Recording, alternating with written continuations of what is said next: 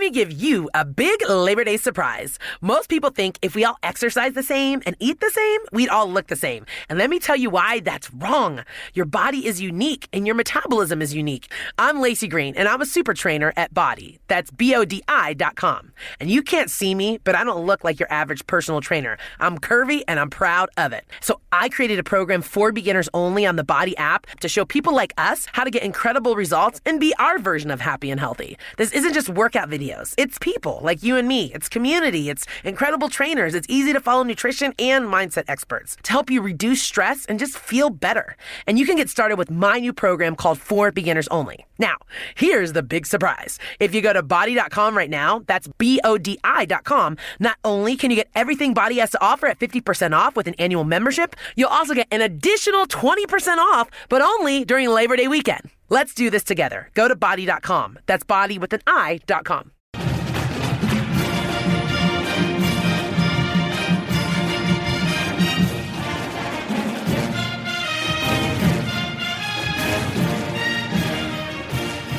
Hey there, Duke fans, and welcome to episode 83 of the Duke Basketball Report podcast. We are recording this on Sunday, September 17th, and I am the host this week. I am Donald, normally in Washington, D.C., but we'll get into where I am in just a second.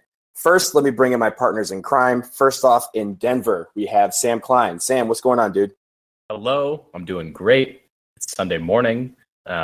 Duke is 3-0 in football, and we got the game against UNC coming up. I'm all good. It's a great day to be a Duke football fan and Duke basketball fan. But before we get into Duke football, I want to bring in from Atlanta, Jason Evans. But Jason, where are you? I'm standing right next to you. That's where I am. Donald came in town for the Atlanta United soccer game over the weekend. They set a new record. They had 70,000 something fans. And so he's here in my hometown. And so I came to him, he came to me, and we are standing right next to each other. And by the way, folks, it presents an interesting challenge because we both are wearing headphone microphones. We have to be real careful. Are you getting a crazy echo right now? You probably are. No, everything's good. I'm the tester here. So yeah, so we have to sound great. Donald and I have to mute our microphones so that they don't pick up each other at the same time. It's going to be a little crazy. The audio is probably going to sound terrible at some point, but it's fun because I'm standing next to one of my buddies, so nothing wrong with that. Yeah, we have to, I was in Atlanta and we were like, all right, we're going to make this work somehow, some way. And thank you to my friend Kelly for lending us her apartment so that we can record in a nice quiet spot right in the middle of close to downtown Atlanta, which is a nice little view. But let's get into everything. We'll start with Duke football, 3-0 on the season after a 34-20 defeat of Baylor at home last weekend. It was a great game when you're talking about big plays and on both sides of the ball and on both teams. But at the end, Duke victorious, 3-0. I'm going to start with Sam. Sam, what do you got on this game? Give us your takeaways. Well, I'm gonna dispute your description of this as a great game. It was pretty ugly. There were a lot of penalties, and it didn't. Even though Duke managed to score 34 points, I don't think that the Duke offense ever really got into the kind of rhythm that they had against Northwestern the week before. And I am not as inside knowledge on how Baylor's defense is supposed to stack up against Northwestern's, but I know that the Duke offense seemed confounded a lot. Daniel Jones spent a lot of time scrambling around inside the pocket and either getting sacked or making throws that were not being completed. He was 20 for 35 on the day and threw a pick for the second week in a row, which was the that one at the end of the first half that could have put Duke ahead by 14 in the end zone, but was unfortunately picked by Baylor. So Jones never really got into a rhythm. I'm not sure that it was necessarily all his fault because he spent a lot of time looking downfield, and from the views we get on TV, you can't really see everything that's going on downfield. You don't know how well everybody's being covered, but assuming that he's looking at his intended receivers and none of them are open or none of them appear to be getting open, it's hard to fault Daniel Jones on that. And then on top of it, his offensive line did not perform as well this week as they did last week. But the offense was bolstered by Sean Wilson and Britton Brown, both having really nice days running the ball. Sean Wilson especially, but both of them carried a lot of the load. They both had 18 carries. Britton Brown had one of the most impressive rushing touchdowns that I have ever seen. He ran the ball about 30 yards and trucked like 3 or 4 Baylor receivers on his way to the end zone. But it was just like such an incredible display of force. So, if you want to talk about offensive MVPs, I think that Wilson and Brown, Wilson probably slightly ahead just because he had a lot more yards, had a couple more big plays, but Britton Brown really held his own. And that's Jason's guy, right? Jason, do you agree on my take on at least how the offense looked? Yeah, I think I do, and I'm glad you pointed out my boy Britton Brown. I thought he looked really good. I'll take umbrage with one thing you said about Sean Wilson, who was fabulous carrying the ball. Boy, have you ever seen anyone as bad on punt returns as he was? It was just awful. He would let the ball. He let the ball bounce probably 3-4 times, and we lost 15 plus yards every time he did it. We're not talking about letting the ball bounce like, oh, it looks like it's going to be a touchback. These are balls bouncing at the 30 and the 40, and he's letting it bounce. Yeah, Baylor's, we're losing 15. It was awful. Baylor's punting was really good, and it was weird given how many times we forced Baylor to punt. It was weird that Wilson kept being out of position for it, right? Because a lot of that, you point out that he was letting the ball bounce a lot. A lot of that was just because he was out of position, and you don't really have a choice if you're running backwards or if you're running sideways to get to those punts. It's not safe to catch them and then turn around and start running because defenders might be right on top of you when that's happening. What I thought was weird was not just the drops, or not just letting them bounce, but also then once he had the ball, there were a number of times where he didn't signal for fair catches, or didn't just go down immediately and looked around, saw a bunch of defenders, and was like, well, I think I better just start running backwards and juking everybody. And he lost yardage a few times on those.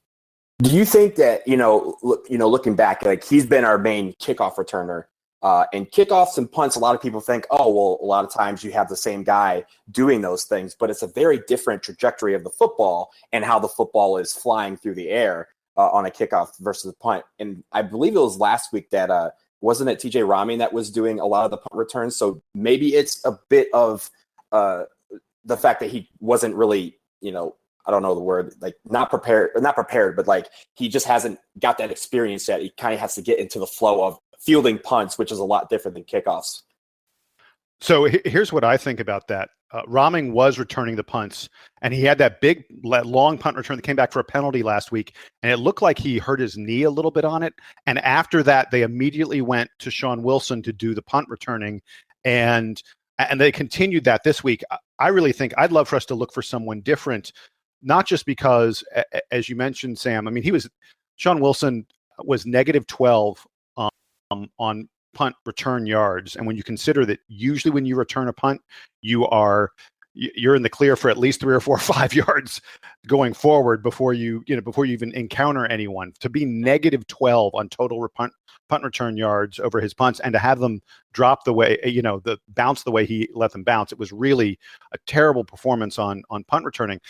But also, I don't want to risk Sean Wilson has been so good out of the backfield for Duke. He's arguably the team's MVP at this point of the season, or darn close to it. Let's not risk him on punts. Let's see Scotty Bracey, who has unbelievable speed. He's a redshirt freshman wide receiver, really highly ranked coming out of high school. He struggled with injuries and stuff, but I'd love to see if Scotty Bracey could get the ball in his hands. Duke tried to get the ball in his hands at one point yesterday. Remember that name? I mentioned Britton Brown a couple weeks ago. And he exploded in this game against Baylor. Remember the name Scotty Bracey. At some point, it may not be this year, but at some point in his career, Scotty Bracey is going to be a great, great player for Duke. Let's find someone else who can get back there and return those punts, because we're just doing a terrible job of it so far. Well, and I would venture to guess that Cutcliffe is giving lots of guys opportunities to at least practice the punt returns, and that the probably discouraging thing at this point is that among the players who are expected to play this season, it seems like Sean Wilson is the one that is doing it best, because he's going to give that job to whoever kind of stands out the most in practice. And you mentioned not just Bracey, but I think that guys like Jonathan Lloyd, and maybe even among the safeties and cornerbacks. There are a lot of guys that can catch the ball. Mark Gilbert's had a pretty good season intercepting footballs. I don't know if you want to risk one of your starting defensive backs doing the kick returns or the punt returns, but yeah, I think that it is an issue that Duke needs to address, and that the competition is going to get a lot tougher from here. Like I mentioned, Baylor like lost this game themselves almost. Not to take much away from Duke's performances and especially the running backs, the way that they played, but Baylor was like committing penalties left and right. Leading with the helmet, all kinds of offsides and just stupid stuff all day. I can't imagine how frustrated Matt Rule, their coach, was watching that performance because it seemed like almost every other play, Baylor was either giving up a bunch of yards or committing all those penalties. Yeah, they had 11 penalties, and some of them were really ill-timed. They did not look good. And by the way, let's be clear. I mean, Duke won by 14, which was right where the spread was, right around the number. But I didn't think this was a particularly good game by Duke. I thought that Daniel Jones's decision making was a lot worse than it was a week ago.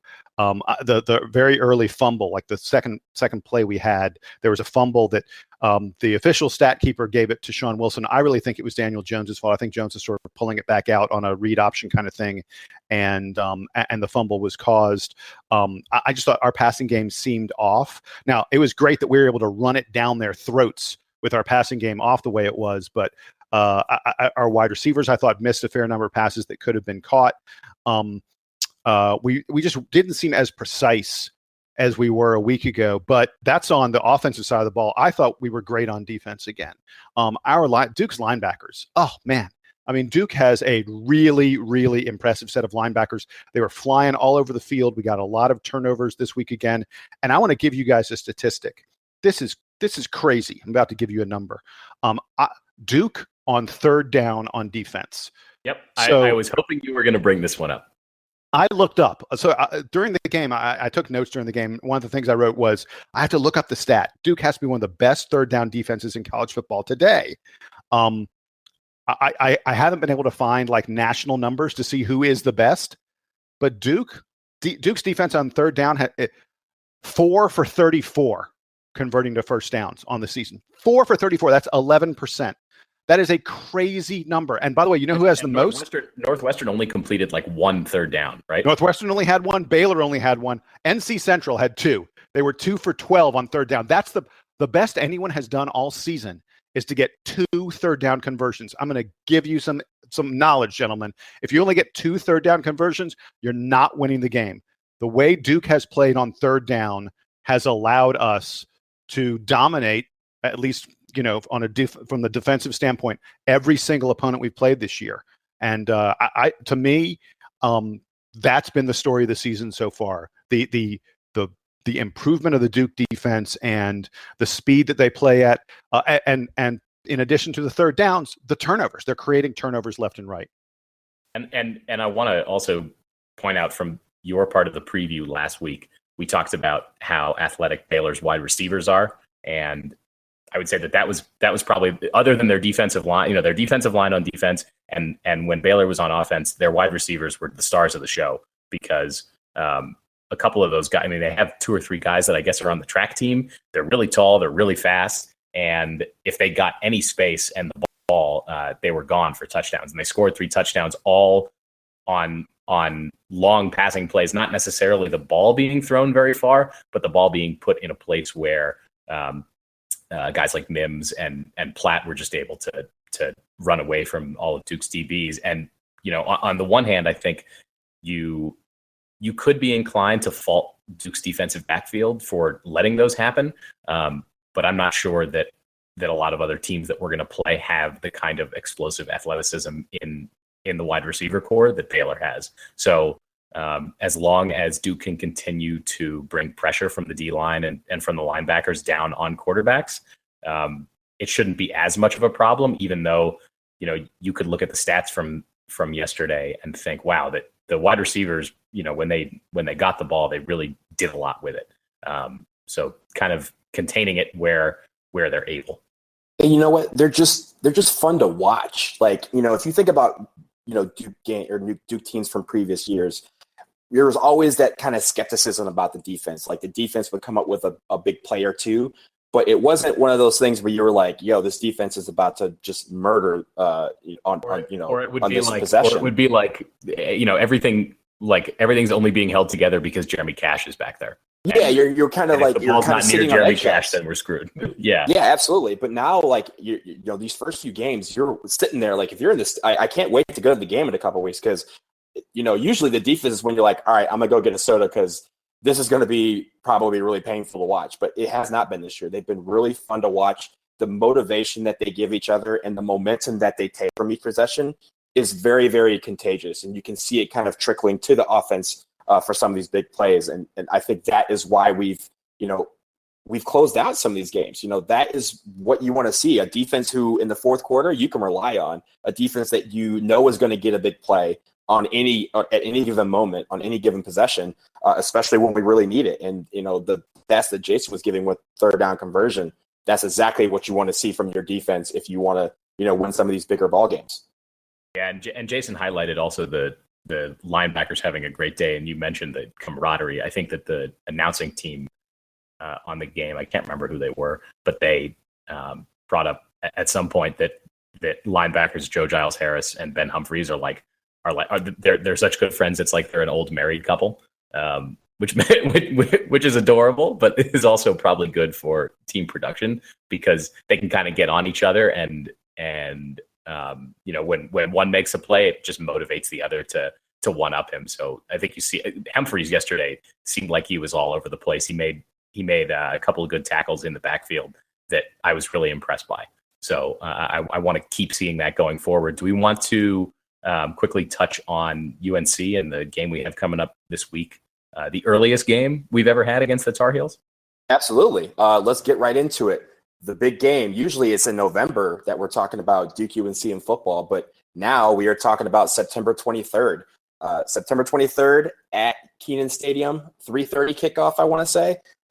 Duke UNC, and it is going to be a game where, before the season, you were probably thinking maybe Duke is 2-1, and UNC might be 2-1, but it's a very different, set of circumstances we're looking at. Duke is 3-0, 1-2 UNC on the season after beating Old Dominion this past weekend. But they've had a couple of tough losses as well. So I will start with you, Sam. Give me what to expect this weekend when we take on the Tar Heels. So Duke's team from last year to this year is very similar. We're still talking about guys like Sean Wilson and Daniel Jones, and Ben Humphreys, who were all key contributors last year. UNC is not that way. They've got a new quarterback, Chaz Surratt, who I think Jason's going to tell us a little bit more about. But Mitch Trubisky is gone. A lot of their key wide receivers like Ryan Schweitzer are gone. So they're really rebuilding this team on both sides of the ball. And I think that's where Duke really wants to take advantage of their lack of experience. So UNC has played 2 games against other Power 5 schools so far.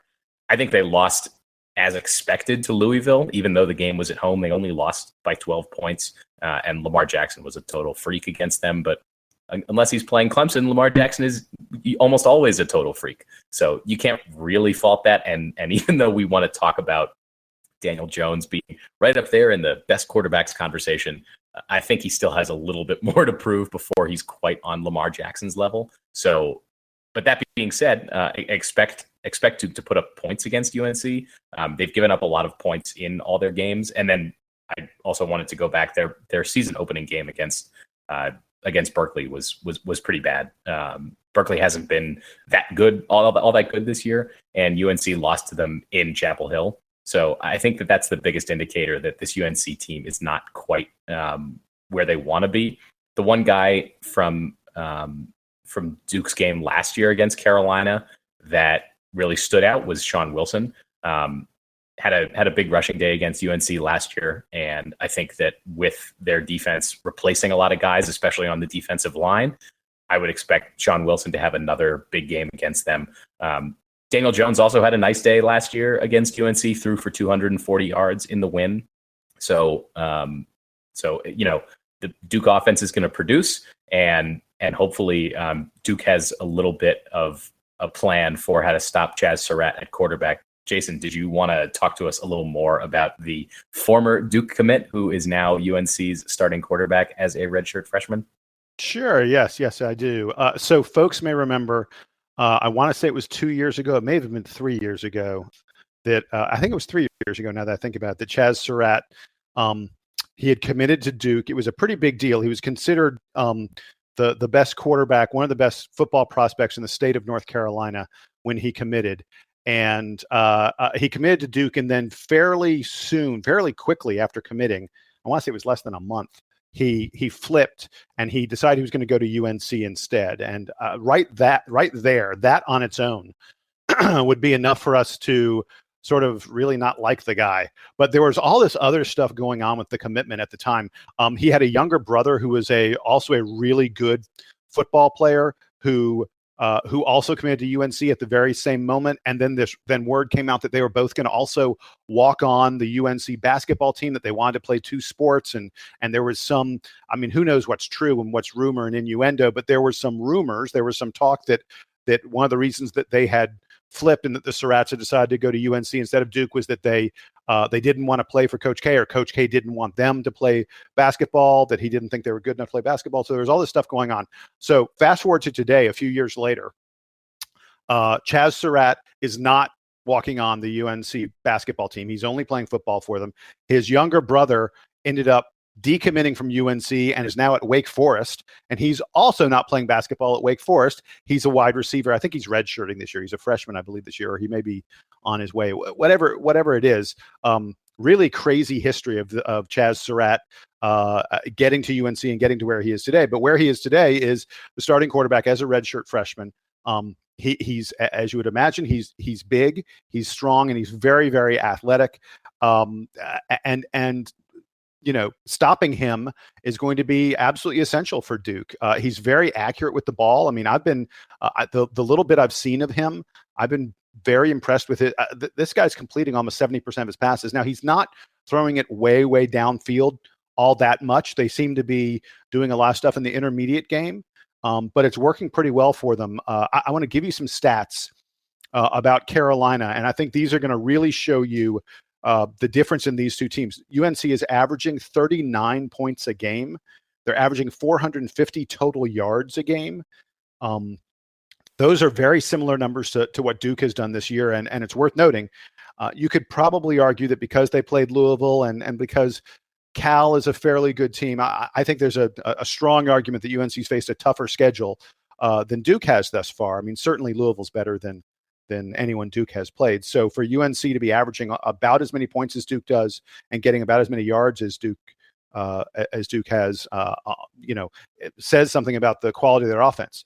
But let's talk about the quality of their defense, because I think this is where Duke is head and tails better. And we've talked the past 2 weeks, we've spent time talking about how good Duke's defense has been, how good it has been taking the ball away on third down and everything else. UNC is giving up, get this, ready for this number? They're giving up an average of 497 yards per game. 497 yards per game they're giving up. And they give it up in the air and on the ground. They're giving up 323 yards on the ground, 173 yards rushing. They give up 173 yards rushing per game. Now, yes, all right, it is worth noting. So Jason, predict a rushing total for Wilson and Brown. Well, so it's interesting you bring that up, because Duke has run for more than 200 yards in all three of our games. And, there are certain rules in football. If you get 200 yards on the ground, unless you're Georgia Tech and you never, ever, ever throw the ball, if you're getting 200 yards on the ground and you're a team that has a relatively balanced attack, which Duke does, you're winning the game. Duke has won all three games easily. And one of the reasons why is because we've gotten so many yards on the ground. So if you're asking me for a number from this game, I'm going to say 220. And I, by the way, I think Duke is going to win this game. I think Duke's going to be about a 2, maybe 3 point favorite in this game. And I think we will win. And I think a lot of why we will win will be the rushing game. I think we'll get to about 220. What do you think, Sam? Yeah, I think that 220 sounds like a good number. I would even push it higher, because because we know that that's going to be a key advantage for us, and because this game is probably going to be a track meet in general. So, 235. I'll be restrained, but I'll still be optimistic. Between Wilson and Brown, I think Duke should win this game, but I also see that UNC has a lot of pieces to be able to match up with us. Yeah, I think on defense, I think our defense, this is it's a good test for them because, again, like you both have said, it's going to be a track meet, but also in the minds of this team, it's the first of 4 tests, I think, in a row. You have North Carolina, then they have Miami at home a week, or not even a week later, at Virginia, and then against Florida State. So this defense is really going to be tested over the next 4 games. How do they deal with that? How do they respond to the adversity of playing, teams that have a lot of, all these teams have really good downfield presence and they have a good offense. I think the momentum that they bring to the table, the motivation, the energy that they bring to the team has been very important this year. And if they can continue that against UNC, I think it's going to really feed into everything, including the offensive stats that Jason was talking about with regards to the rushing game. They feed off that. You can see this whole team have a pep in their step when the team goes through, when the defense gets a 3 and out, or gets a big play and forces a turnover, or even forces a fumble and doesn't recover it. That sort of thing is where this team really, I feel, has been different than the last couple years, because they find that they maximize that momentum and they expose the team that they're playing. And I think that is going to be the real test for this Saturday. Will the defense be able to step up and make these plays on the road against our biggest rival to keep the Liberty Bell or the Victory Bell? Because if we can do that, we're going to win this game, and it's not going to be one where we're really breathing hard at the end. I think it's going to be a track meet, but good thing is I think our guys are prepared for a track meet, and I think they can run with the best of them. If Duke is about to steal the Liberty Bell, we're going to have a very different show next week. You know what? With a positive attitude, you can do anything in life. So that's true. I think you could, whatever bell they want to go after, I'm all for it, but within legal grounds. All right, guys, I think we're ready to we've done some football. I think do we have a little tiny bit of basketball? We got a little bit of basketball, right? We can do a little bit of basketball. Donald, why don't you tell us about the discussion we're about to have? Okay, so we don't have any basketball news this week, but an interesting topic entered on the boards a couple days ago, started by Jason, but on the a question by Mountain Devil. So there was a poll called "What one-and-done player do you most wish came back for a sophomore campaign?" And it has sparked a lot of discussion, and we're going to take it to the podcast. So I'm going to start with Jason. Jason, who is the one-and-done player you wish most came back? Or most wish came back for a sophomore campaign? So when I posted this thing, we got a little echo. Start over. Fine. You got to do. It's fine. No. We're going to leave the echo in because people need to know the reality of Donald and I standing next to each other, trying to mute our microphones in time to talk to each other. This is some great content. Go ahead. When I posted this thing, so Mountain Devil, asked this question just offhanded in one of the recruiting threads, in the 2018 recruiting thread. And I went, God, that's such a good question.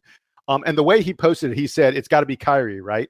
And I said, I thought to myself, gosh, if I really think back on it, I'm picking someone different than Kyrie Irving. And I sort of can't believe that, because Kyrie Irving went on the very next year. Kyrie Irving was NBA Rookie of the Year, and watching him play is incredibly fun. And we were gypped out of a full Kyrie Irving, and I'm sure one of you guys is probably going to end up talking about him. But the guy I picked, as I looked back at all the guys who'd been one and done at Duke, the guy I picked was Luol Deng. And part of that is because I'm an old timer, I guess. So Sam, I'm not sure you were really super engaged with Duke basketball back when Luol was. By the time Luol Deng was in the program, yes, I was fully engaged. Okay, good. I wanted to make sure of that. Okay. But the reason I picked him was I have two of the all-time greats at Duke. Are J.J. Redick and Sheldon Williams. and they never got a national title. And if Luol Deng stays for 2005, folks may forget we were really good in 2005. We were a heck of a team. I'm 90% sure that's the year we lost to LSU in the Sweet 16. And 2006 we lost to LSU. 05, I believe we lost to Michigan State. Yes. In any event, we were a great team in 2005, and the one thing we were sort of missing was a third guy along with Sheldon Williams and JJ Redick, especially at the power forward position. And lo and behold, that would have been Luol Deng. And people may not remember, Luol's career has faded a little bit in the NBA now, but boy, for several years, Luol Deng was right on the cusp of being an NBA All-Star. I think he may have even made a couple All-Star teams. A really great player who could do it all. And the other thing is there's kind of a little bit of pain in my heart because we all thought he was going to come back. We thought it was really likely he was going to return to Duke. There hadn't been a lot of chat back then. One and done wasn't as big a deal. There hadn't been a lot of chatter about him turning pro.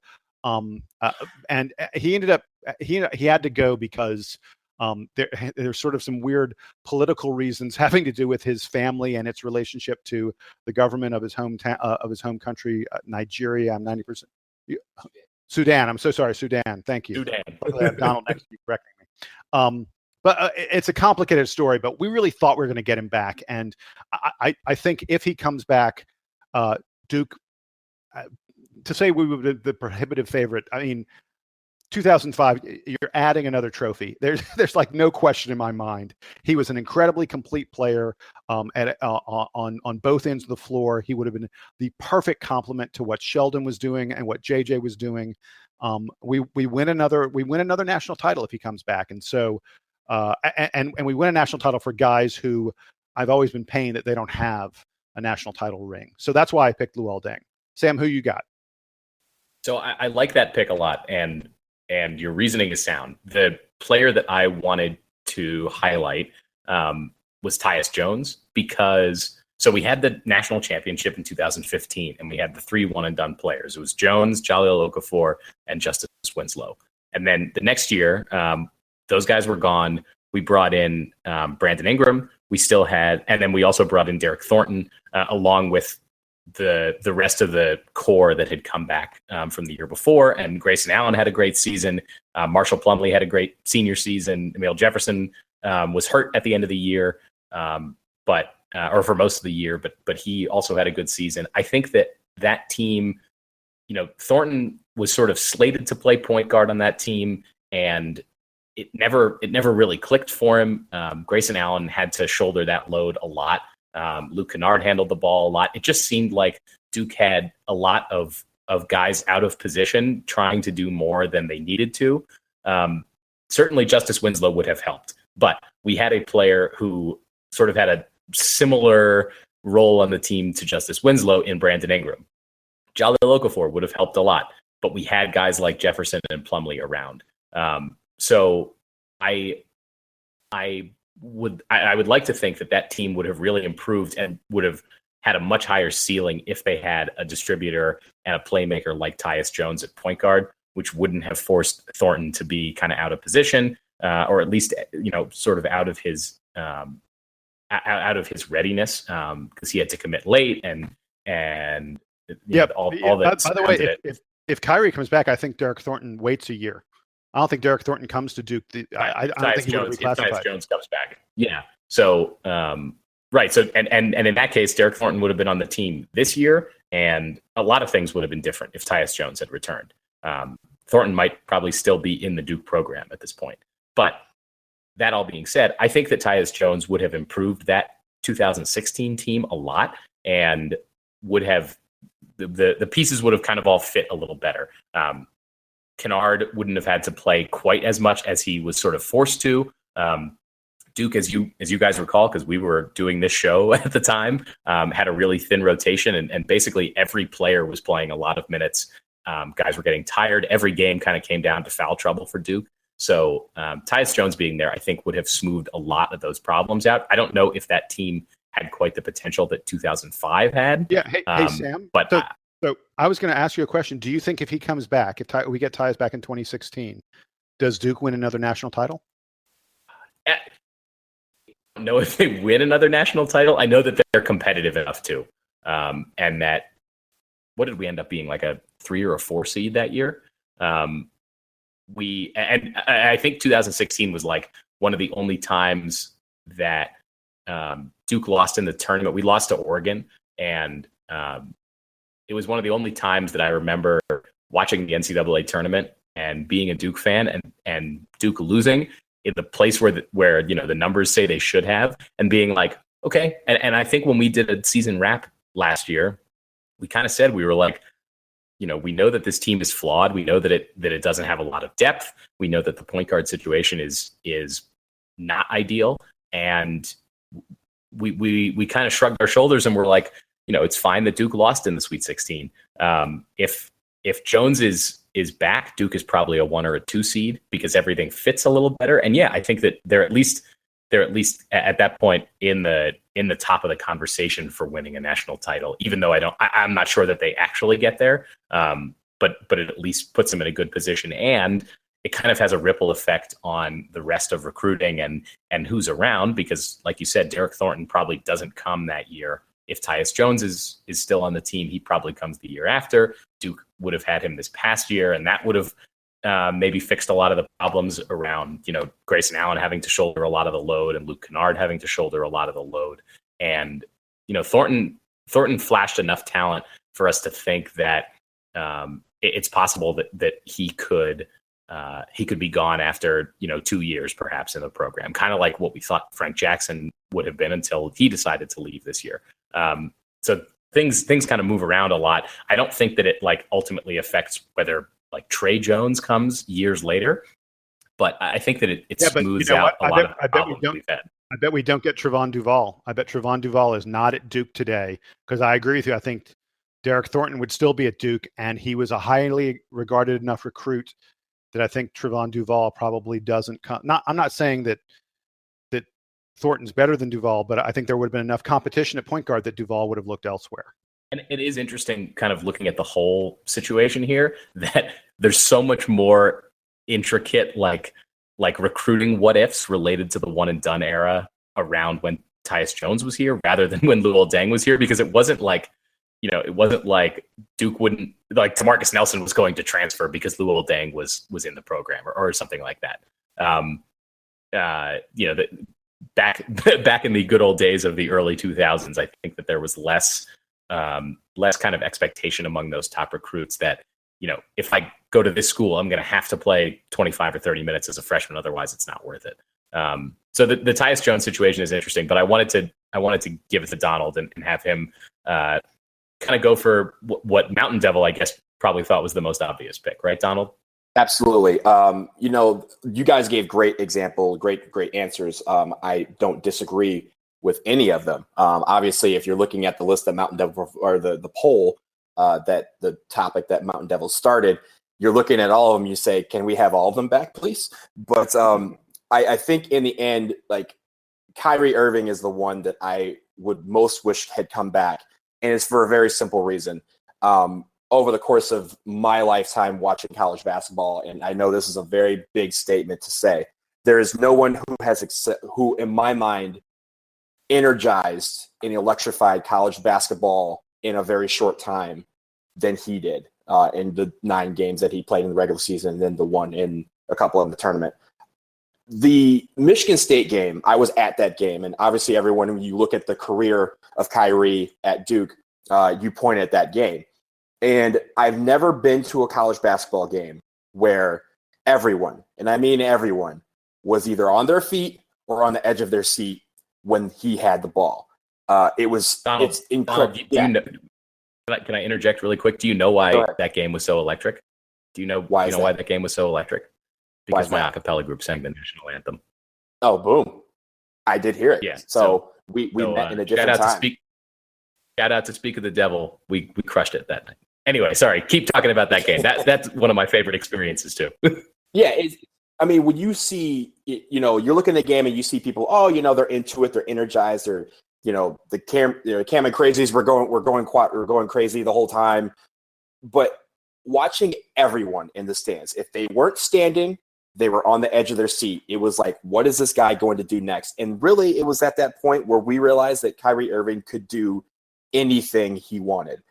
And it's probably the game that you look at the most, because the next game was the game against Butler where he injures his toe and is done for the rest of the regular season. So, yeah, I want to see him back another year, because I wanted to see him completely destroy college basketball at full health. I think he could have carried any team he wanted at full tilt to a national title.